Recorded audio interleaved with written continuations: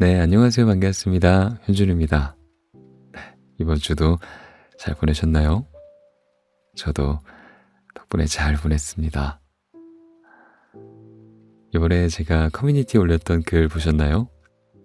제 105주년 3.1절 기념식에서 거기에서 나온 특별 영상 있죠? 거기에 나레이션으로 참여하게 되었습니다. 뭐랄까 되게 벅차고 영광스러운 녹음이었던 것 같아요. 그래서 이게 다 구독자님들이 제 채널을 방문해 주시고 자기 전에 들어주시고 틈날 때마다 들어주시고 해서 그런 것 같습니다. 너무 감사드리고요. 정말로 감사드립니다. 앞으로도 좋은 책 많이 읽어드리고 함께 할게요. 네, 고맙습니다. 그래요. 오늘 제가 읽어드릴 책은요. 나는 메트로폴리탄 미술관의 경비원입니다. 거든요. 이 책은 좀 뭐랄까 에세이잖아요. 근데 좀 미술 관련해서 제가 책을 읽어드린 게 거의 없지 싶어요. 그래서 되게 첫 도전인데 뭔가 이 책을 보면서 그리고 이 책을 낭독하면서 어떤 느낌이 들었냐면 뭔가 오묘하다. 뭔가 이 저자가 묘사하는 것들이 눈에 보이는 것 같고 어떤 말을 하려는 건지 어떤 느낌인지 좀 알 것도 같다. 약간 이런 형언할 수 없는 그것들을 형언하는 느낌?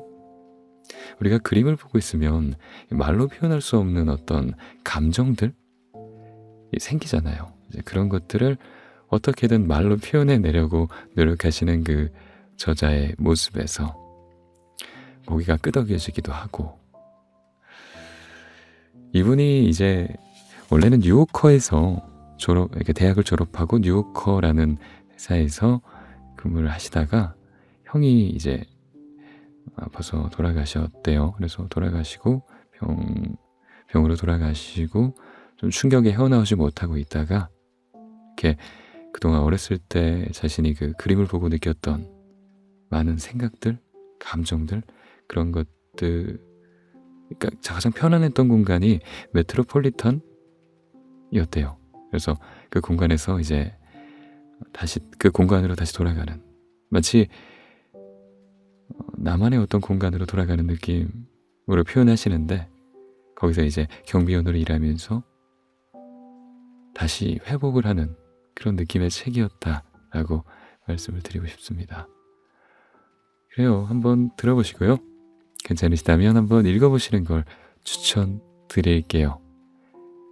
책이란 건 다른 사람들의 의견도 중요하지만 내가 이 책을 보고 어떤 걸 느끼느냐 그것도 굉장히 중요한 것 같습니다. 각자의 생각이 다르고 시선이 다르고 세상이 다르니까요. 예. 그래요. 나는 메트로폴리탄 미술관의 경비원입니다.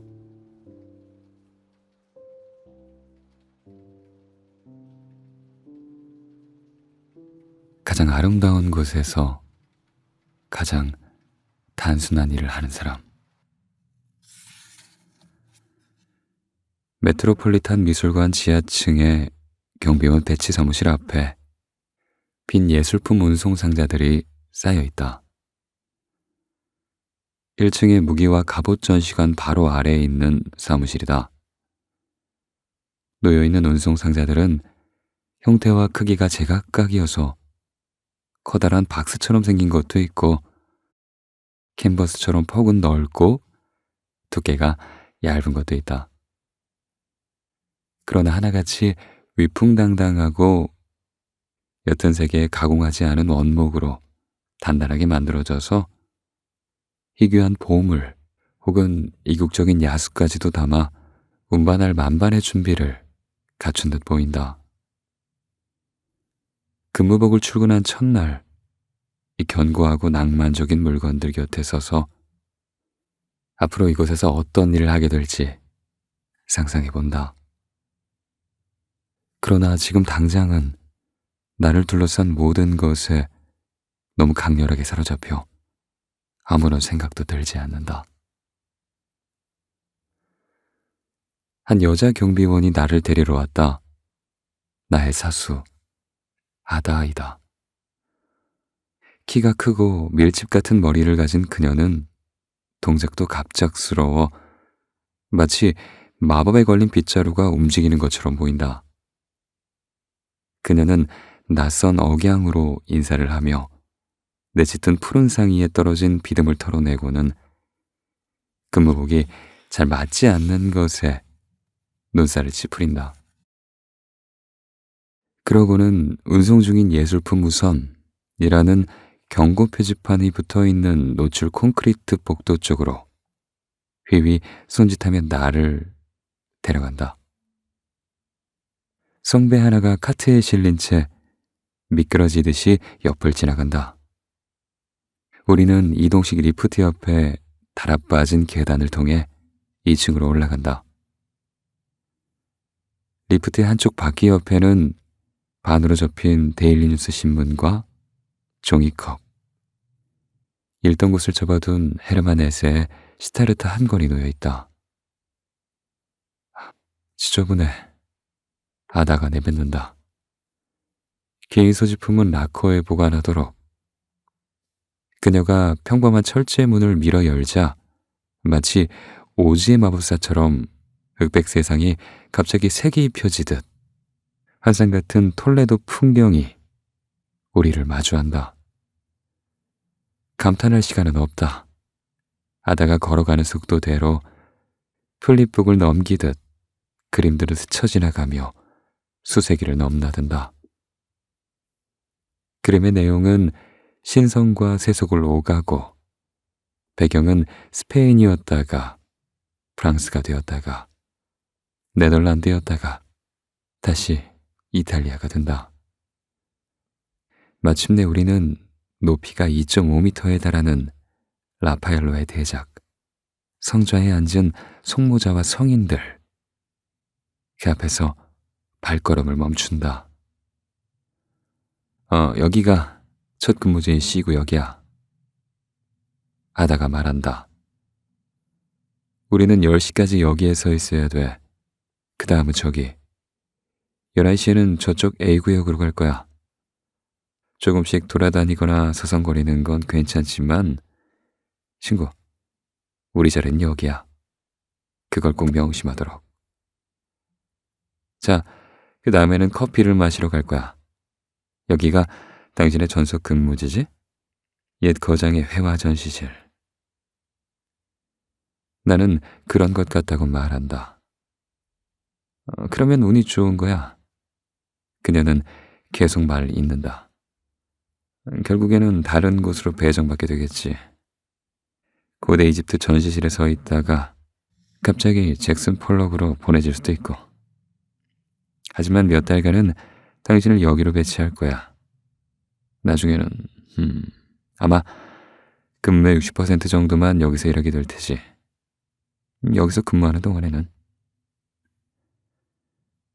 그녀가 발을 2번 구른다. 나무바닥이라 좀 발이 덜 피곤할 거야. 믿어지지 않을 수도 있겠지만 날 믿어. 나무바닥에서 12시간 근무하는 건 대리석 바닥에서 8시간 근무하는 거랑 동급이야. 여기서 12시간 근무는 정말 아무것도 아니지. 발이 거의 아프지도 않을 거야. 우리는 전성기 르네상스 갤러리에 있는 듯하다. 모든 벽에는 웅증한 그림들이 가느다란 구리선에 매달려 있다. 방 자체도 위용이 넘친다. 크기는 세로 12m에 가로 6m 정도이고 쌍여닫이식 출입문이 세 방향으로 나 있다. 바닥은 아다가 장담하던 대로 말랑했고 천장은 높달았고 천장으로 들어오는 자연광과 램프의 불빛이 전략적인 각도로 작품들을 비추고 있다. 방 가운데에는 벤치가 하나 놓여 있었는데 그 자리에는 중국어로 된 관람객용 지도가 버려져 있다. 벤치를 지나니 비어 있어서 더 눈길을 끄는 벽 위로 한 쌍의 철사가 느슨하게 드리워져 있는 모습이 보인다. 아다가 그것을 의식하고 말한다. 벽면에 붙은 라벨의 서명을 보면 이곳이 충격적인 범죄 현장이 아니라는 유일한 증거가 있는 쪽을 그녀가 몸짓으로 가리키며 말한다.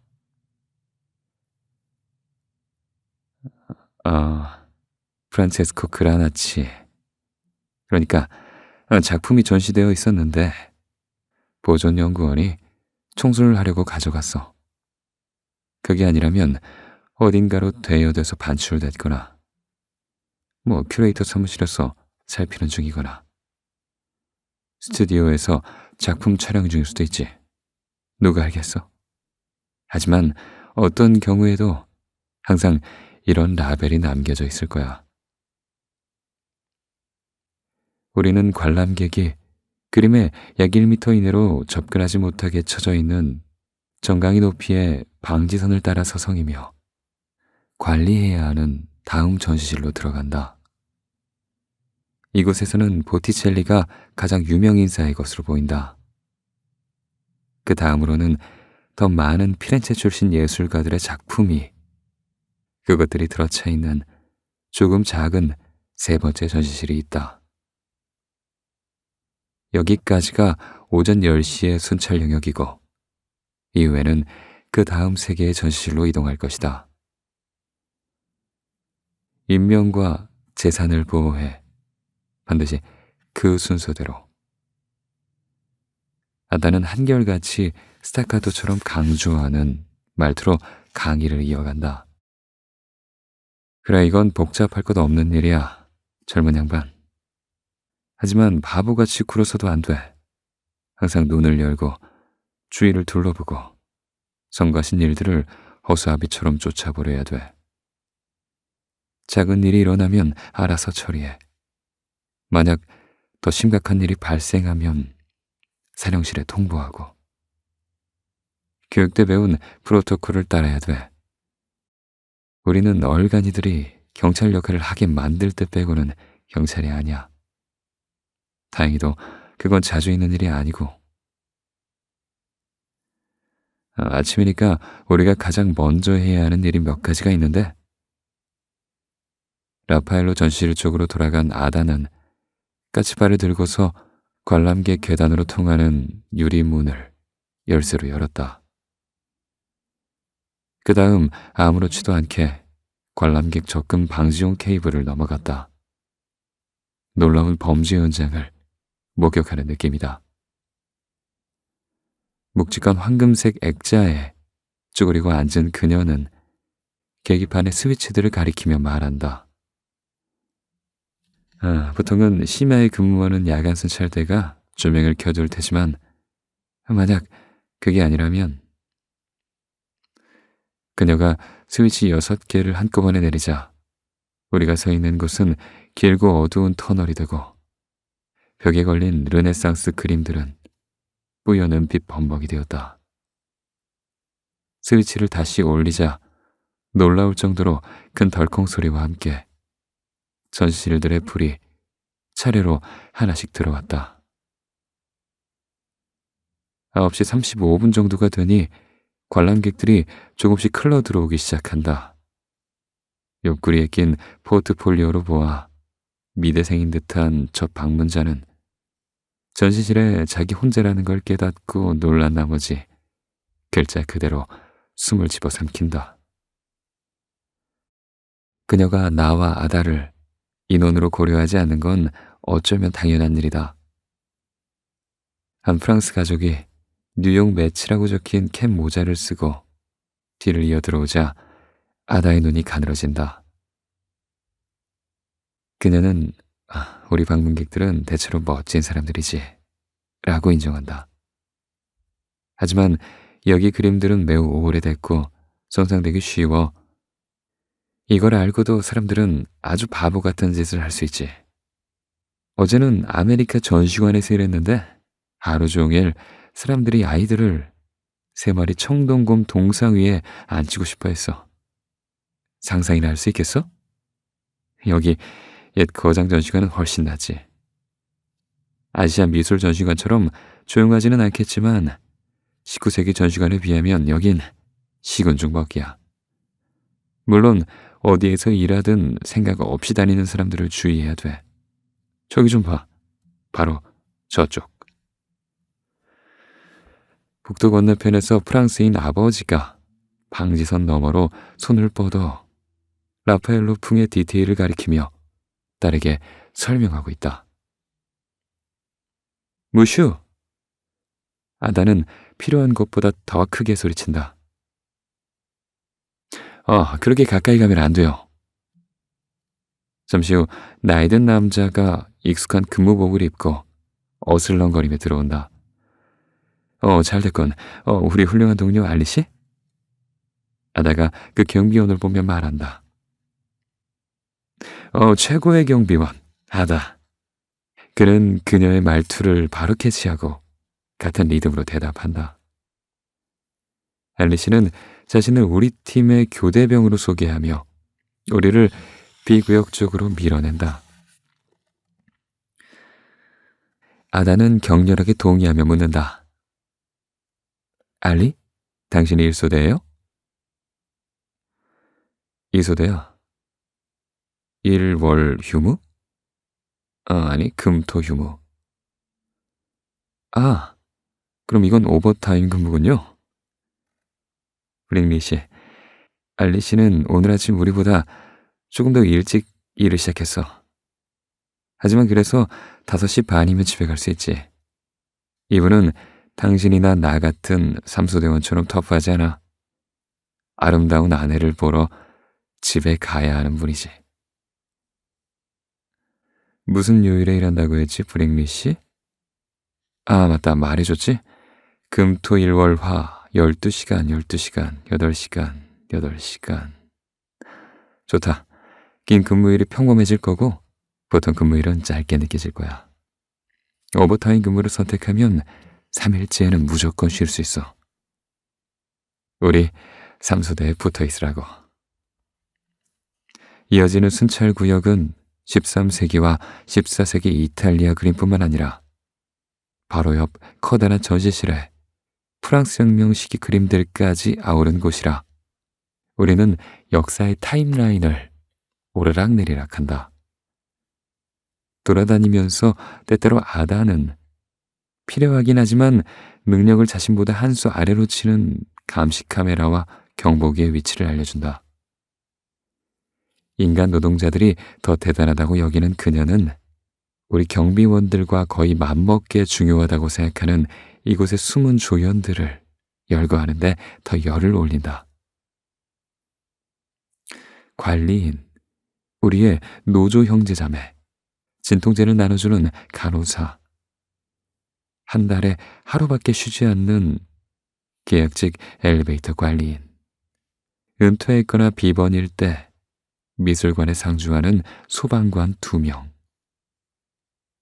무거운 작품을 옮기는 인부, 더 섬세한 작품들을 다루는 전문 아트 핸들러, 목수, 페인트공, 목공 기술자, 엔지니어, 전기 기술자, 조명 기술자, 그리고 우리가 비교적 덜 마주치게 되는 큐레이터와 보존 연구원, 경영진까지. 이 모든 것이 매우 흥미롭지만 나는 우리가 1300년 전에 그려진 도초의 성무와 성자로부터 불과 몇 걸음 떨어진 곳에서 수다를 떨고 있다는 사실을 의식하지 않을 수 없었다. 오전 내내 그 어떤 그림과도 마주서서 제대로 들여다볼 기회가 없던 터라 나는 4,500만 달러라고 알려진 이 그림의 가격을 화제 삼아 아다의 주의를 이쪽으로 끌 수 있을까 고민한다. 그러나 아다는 내가 그런 저속한 이야기를 했다는 사실에 슬퍼할 뿐이다. 그녀는 그 작은 그림펜을 가까이 나를 끌어당기며 속삭인다. 액체 하단에 검게 그을린 자국 보이지? 봉온 촛불 때문에 생긴 그림이야. 아름다운 그림이지? 이 모든 게 다 아름다운 그림이야. 안 그래? 나는 이 사람들, 학생들, 관객들, 이곳을 찾는 모두에게 여기 그림들은 거장의 작품이라는 걸 상기시키려고 노력해. 너와 나, 우리는 거장들과 함께 일하는 거야. 투초, 페르메이르, 벨라스케스, 카라바조. 뭐와 비교해서? 그녀는 아래층 아메리카 전시관의 이웃들을 내려다본다. 조지 워싱턴의 조상화라? 제발, 말도 안 되는 소리야. 알리시가 전시실의 반대편에서부터 양팔로 우리를 익살스럽게 밀어내는 동작을 하며 다가온다. 그래서 우리는 유리문을 통해 미술관의 그레이트 홀이 내려다 보이는 거대한 전시실로 밀려난다. 옛 거장 전시관에서 거의 벗어나다시피 한 이곳이 우리가 다음으로 담당할 구역이다. 복잡한 교차로 같은 곳이라 아다는 미라, 사진, 아프리카 가면 등을 찾는 사람들의 요청에 끊임없이 시달리며 고대 의료기구나 뭐 그런 것들은 없나요? 같은 질문에는 이것은 없네요 라고 자신 있게 대답하며 대화를 끝낸다. 아다는 질문의 수준이 낮은 것에 대해 내게 양해를 구하면서 주위가 조금 조용해지면 흥미로운 질문들도 듣게 되리라 말한다. 드가의 발레리나 조각상으로 가는 경로를 능숙하게 설명하고 난 후 그녀는 나를 툭툭 치며 때마침 지나가는 고급 수트 차림의 남자를 가리킨다. 저분이 이 전시실의 큐레이터, 모건인가 뭔가 하는 사람이야. 그가 바닥에 시선을 고정한 채 우리를 지나 두초의 작품이 있는 복도를 따라 황급히 사라지는 걸 지켜본다. 사무실로 가는 거야. 아다가 설명해준다. 루벤스의 전시실에 초인종이 붙어있는 문, 그 뒤에 있어. 우리 둘 다 그 아이러니를 놓치지 않는다.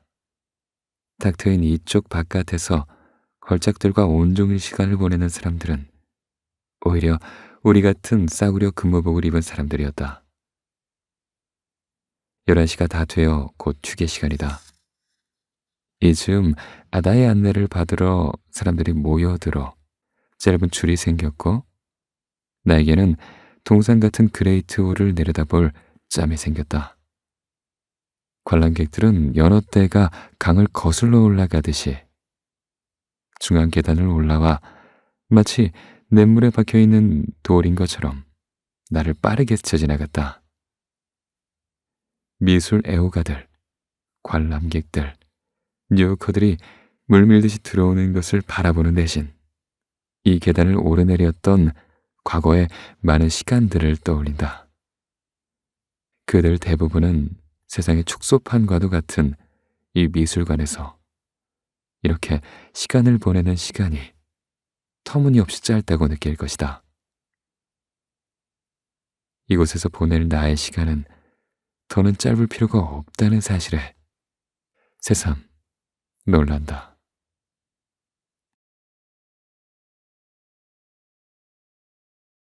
누구도 매트를 처음 방문했던 때를 잊지 못한다.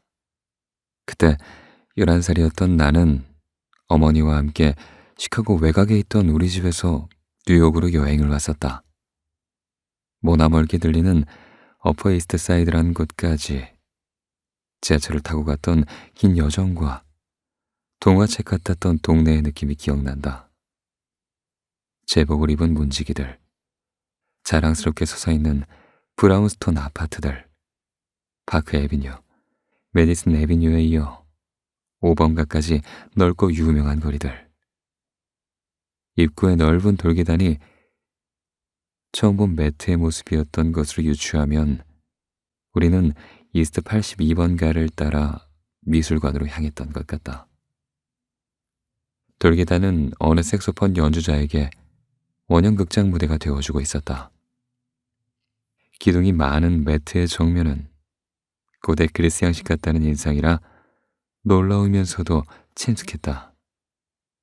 오히려 마법 같았던 건 건물에 가까이 다가가면 다가갈수록 건물이 점점 더 넓어 보여서 미술관 앞에 핫도그 트럭과 물을 뿜는 분수 옆에 서서도 건물 전체가 한눈에 들어오지 않는다는 점이었다. 너비 따위는 가늠할 수 없는 곳이란 사실을 곧바로 이해하게 되었다. 우리는 대리석 계단을 올라 문지방을 넘어 그레이트홀로 들어섰다. 전형적인 몰인형인 어머니는 자신이 적정 기부금을 내기 위해 줄을 서는 동안 로비를 돌아다녀 보라고 독려했다. 그랜드 센트럴 터미널 못지않게 웅장한 모습의 로비는 기차역에서 모험을 떠날 준비를 하는 사람들이 내뿜는 것과 맞먹는 에너지로 가득 차 있었다. 로비 한쪽 입구를 통해 나는 눈이 부시도록 하얀, 아마도 고대 그리스 시대의 것인 듯한 조각상들을 볼 수 있었다. 반대편 입구 너머로는 모래빛 무덤이 살짝 보이는 걸로 봐서 고대 이집트로 가는 길이 분명했다.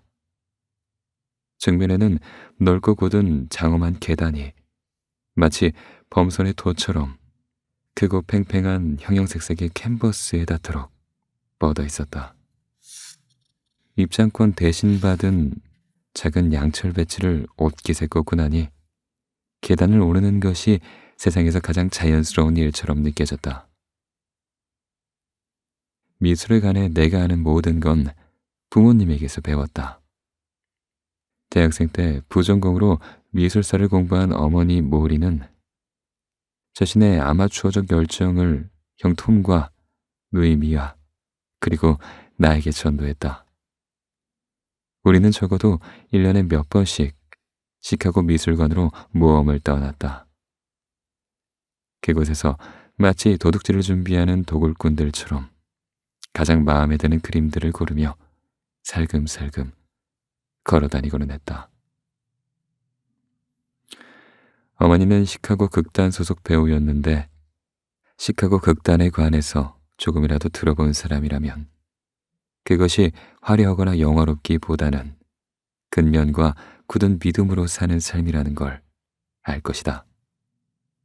어머니와 함께 차를 타고 시내로 나가면 배우 친구들이 그녀를 모린이 아니라 모라고 부르며 반기던 순간들이 기억에 남는다. 또한 공연장에 불이 꺼지고 무대 조명이 밝아지는 장면을 보며 밖에서 울리는 차들의 경적에도 아랑곳하지 않고 이 신성한 놀이가 계속될 수 있는 충분한 공간이 세상에는 늘 있다는 것을 깨닫던 날들이 생생하게 보인다. 집에서는 어머니의 큰 침대에 다 함께 모여 모리스 샌닥의 그림책을 읽곤 했는데 거대한 괴물이 튀어나와 우리 머릿속에서 한바탕 소동을 벌이게 만드는 이 책이 예사롭지 않다고 생각했다. 미술은 달빛 가득한 다른 세계에 속한다는 인상을 갖게 되었고 여기에는 어머니의 영향이 컸다. 아버지는 좀 더 완고한 사람이었지만 우리에게 나름대로 여러 가지 교훈을 주었다. 시카고 사우스사이드의 지방은행에서 일했던 아버지는 세상의 모든 미스터 포터들을 본능적으로 경멸하는 현대판 조지 베일리였다. 아버지는 일과가 끝난 후 집에 있던 업라이트 피아노를 몇 시간이고 연주하곤 했다. 그는 피아노를 사랑했다. 한동안 자동차 범퍼에 피아노라고만 적힌 어떤 스티커를 붙여놓을 정도였다. 아버지는 언제나 자신의 재능은 재능 자체가 아니라 즐거움에서 비롯한 부지런함이라고 말했다. 그래서 비록 뛰어난 실력을 갖추지는 못했지만 그가 존경하는 음악인의 양대 산맥인 바흐와 듀크 엘링턴의 음악을 다소 불안정할지언정 수줍어하지 않고 연주했다. 그리고 연주하는 내내 음악의 아름다움을 진심으로 찬양하며 큰 소리로 노래를 불렀다. 예술가란 두려워하지 않는 사람이라는 나의 생각은 분명히 아버지에게서 물려받은 것이다. 어머니와 함께 매트를 처음 방문했던 그날, 나는 다음 모퉁이를 돌면서 계속해서 더욱더 놓칠 수 없는 광경이 펼쳐질 거란 생각에 사로잡혀 일행의 선두에 서서 엄청난 속도로 미술관을 통과했다. 1880년에 개관한 이래 미국에서 최고로 꼽히는 이 미술관은 부속 건물에 또 부속 건물을 이어짓는 식으로 무질서하게 확장되어 완전히 새로운 분위기가 난데없이 펼쳐지곤 한다. 우리는 꿈속에서 저택을 탐험하듯 이리저리 방향을 바꾸며 방황했다.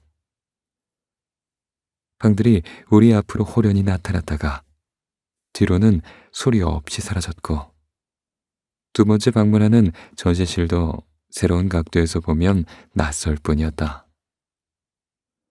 소용돌이 같았던 그날의 방문에서 명확히 기억나는 작품은 단 2점이다.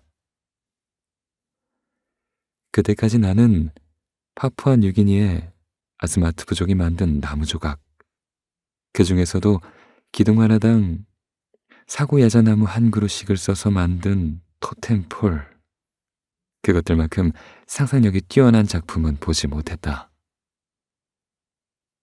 그중 내가 가장 좋아한 토템폴은 문신을 한 남자들을 서로 어깨 위로 쌓아 올린 뒤 가장 위에 있는 남자의 성기를 야자나무 이파리 모양으로 넓어지도록 조각한 것이다. 그건 마치 세상이 내가 생각했던 것보다 훨씬 더 많은 가능성을 갖고 있다는 사실을 증명하는 것 같았다. 그리고 옛 거장 전시관에서 피터르 브리후얼의 1565년 작품인 곡물수학에 사로잡혀 발걸음을 멈췄다. 지금 생각해보면 나는 근본적으로 예술만이 가진 특별한 힘에 반응하듯 그 위대한 그림에 반응했다. 다시 말해서 그림의 위대한 아름다움을 어떻게 대해야 할지를 몰랐음에도 이미 그것을 충분히 경험한 것이다. 그때는 내가 느낀 감상을 말로는 분출할 수 없었다. 사실 할 수 있는 말이 별로 없었다. 그 그림의 아름다움은 언어적인 것이 아니라 물감과도 같이 과묵하고 직접적이며 물체적이어서 생각으로 번역하는 것조차 거부하는 듯했다. 그래서 그림에 대한 나의 반응은 새 한 마리가 가슴속에서 퍼덕이듯 내 안에 갇혀 있었다. 그 감정을 어떻게 받아들여야 하는지 알 수 없었다. 어쩌면 지금까지도 늘 어려운 일이다. 이제는 경비원으로서 수많은 방문객이 각자의 방식으로 이 신비로운 감정에 반응하는 것을 지켜볼 수 있게 되었다. 그로부터 7년 후 대학에 진학하면서 뉴욕으로 이사했다. 그 가을 메트로폴리탄 기획처는 우연히도 브리헐의 그림과 판화 컬렉션이었고, 나는 다시 장엄한 중앙 계단을 올랐다. 이번에는 노트를 움켜쥔 빛나는 눈과 야심을 품은 대학생으로 했다. 평생 나는 똑똑한 형의 뒷공무니를 쫓아다니는 신세였다. 나보다 2살 위였던 톰은 말하자면 수학 천재였고, 나는 스스로를 예술가의 부푼 꿈을 가진 패기 넘치는 남동생쯤으로 여겼다. 1학년 1학기, 나는 영문학 강좌 중에 제목이 가장 진지해 보이는 존 밀턴 세미나를 수강했고 12주 동안 신라권 12권을 구문별로 해석하게 되었다. 겸연쩍음을 안 악마는 그 속에 서서 선의 지독함을 느끼었네. 페이지들마다 위와 같은 구절이 나왔고 이것들만 해석하기에도 12주는 좋게 더 걸릴 것 같았다. 위대한 책과 위대한 예술은 나에게 그렇게 엄청난 것으로 다가왔다. 몇 과목밖에 듣지 않았던 미술사 강좌는 학부 수업 중 가장 설레는 시간들이었다. 강의실에 불이 꺼지고 슬라이드 프로젝터가 웅웅거리며 살아나면 스크린 위로 성당들, 이슬람 사원들, 궁전들과 같은 세상의 모든 웅장함이 딸깍, 딸깍 소리를 내며 튀어올랐다. 르네상스 시대의 작은 초크 그림이 100배로 부풀어 올라 초기 영화의 한 장면처럼 밝은 스크린 위에서 고요히 진동하는 더 정적인 순간도 있었다. 공부를 하면서 겸손도 배웠다고 말할 수 있으면 좋겠지만 그러기에는 너무 어렸던 것 같다. 시스티나 예배당의 천장벽화 청소 작업에 참여하셨던 교수님께 수업을 받을 때면 마치 내가 촉망받는 학자가 되어 그 현장 작업대 위에 올라선 것 같은 기분이 들곤 했다. 브리얼 전시회를 방문한 날, 나는 큐레이터들이 작품 캡션에 빼곡히 짜놓은 모든 단어를 흡수하는 데 열중했다.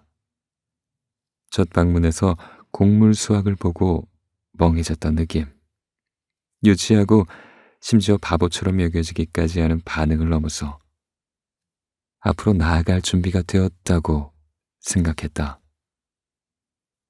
세련되어지고 싶었던 나는 적절한 학문적 도구를 갖추고 최신 용어를 익히면 예술을 제대로 분석하는 법을 배울 수 있고 따라서 예술을 대하는 데 부족함이 없으리라 생각했다. 가슴속에서 작은 새가 날개짓 하는 것이 또 느껴졌나? 하지만 문제가 될 것은 없었다. 나는 이제 그림의 모티브에 정신을 집중하거나 유파나 화풍을 파악하면서 그 묘한 느낌을 가라앉을 수 있지 않은가. 이러한 전략은 소리 없는 아름다움에 대한 나의 인식을 뛰어넘어 현실 세계에서 나의 느낌을 자유롭게 표현할 수 있게 해줄 언어를 찾기 위함이었다. 하지만 형인 톰이 갑자기 병상에 눕게 되면서 모든 우선순위가 뒤바뀌었다. 대학을 졸업하고 2년 8개월 동안 나에게 현실 세계란 베스 이스라엘 병원의 병실과 퀸스에 있는 방 하나짜리 형의 아파트가 전부였다. 졸업 후 뉴욕 중심가의 고층 빌딩에서 화려한 직장 생활을 시작했지만 정작 나에게 아름다움, 우아함, 상실, 그리고 어쩌면 예술의 의미를 가르쳐준 건 그런 조용한 공간들이었다. 2008년 6월, 형이 세상을 떠나고 나자 나는 내가 아는 공간 중 가장 아름다운 장소에서 떠올릴 수 있는 가장 단순한 일을 한 일자리에 지원했다. 11살 때와는 달리 이번에는 앞으로 나아가는 것은 생각지도 않으며 그곳 메트로폴리탄 미술관에 도착했다. 가슴이 벅차고 찢어지는 듯했다. 한동안은 그저 가만히 서 있고 싶었다.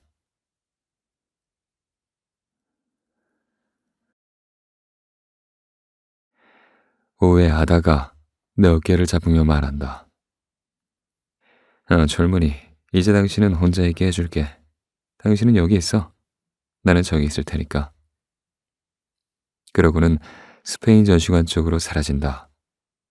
물론 완전히 혼자 남은 건 아니지만 지나가는 낯선 이들은 별로 동행처럼 느껴지지 않고 뉴욕 평균 크기 아파트 약 3,000개를 합친 면적의 미술관은 너무도 장황하게 펼쳐져 있어서 이런 전시실 정도는 거의 붐비지 않는다.